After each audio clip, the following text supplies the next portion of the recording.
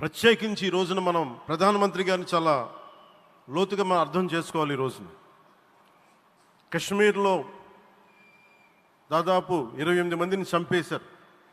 అలాంటి క్లిష్ట సమయంలో రాష్ట్రం దేశం మొత్తం యుద్ధం వైపు వెళ్తున్న సమయంలో, అలాంటి కీలక సమయంలో ప్రధానమంత్రి గారు ఇక్కడికి వచ్చి లోపలంతా బరువు, గుండెల్లో బరువు పెట్టుకొని వేదన ఉండి కూడా అమరావతి రైతులు చేసిన త్యాగాలను మర్చిపోకూడదని చెప్పి ఇంత ఇబ్బందుల్లో కూడా ఆయనకు వచ్చినందుకు మనస్ఫూర్తిగా ఒక్కసారి మనందరం ప్రధానమంత్రి గారికి గౌరవ సూచకంగా మనందరం కృతజ్ఞతలు తెలియజేయాలి.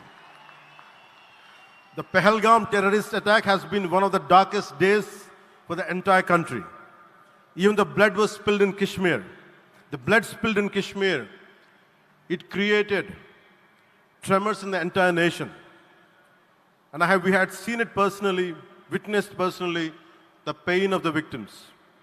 For the Honorable PM Modi ji, he is leading the country through these tough times, and he assured all the citizens with stern action against the perpetrators of terrorism. I know this is very sensitive time, and Modi ji is carrying the nation's burden. Amidst this tremendous difficult movement, Modi ji still gave time and came today to Amravati.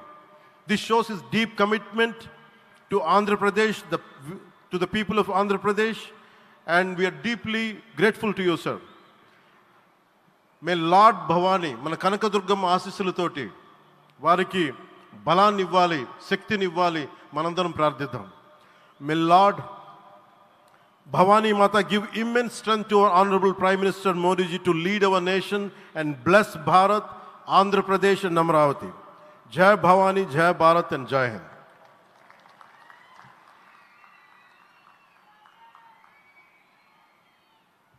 Shri Pawan Kalyan సార్కి ధన్యవాదాలు తెలియజేసుకుంటూ, ఆంధ్రభూమికి గర్వకారణంగా నిలిచేటువంటి నాయకులు కొంతమంది ఉంటారు. ఆ కోవలోని వారే Shri Pawan sir వీళ్ళంతా. అలాగే మరొకరు కేంద్ర భారీ పరిశ్రమలు ఉక్కు శాఖల సహాయ మంత్రి వర్యులు శ్రీ భూపతిరాజు శ్రీనివాస వర్మ గారు మన మధ్య ఉన్నారు. ఆయన గెలుపు వెనుక ఉన్నటువంటి ప్రజా విశ్వాసాన్ని చూసినప్పుడు యథార్థ సేవకు ప్రతిరూపం కదా అనిపిస్తుంది. అటువంటి విద్వద్వరేణ్యులు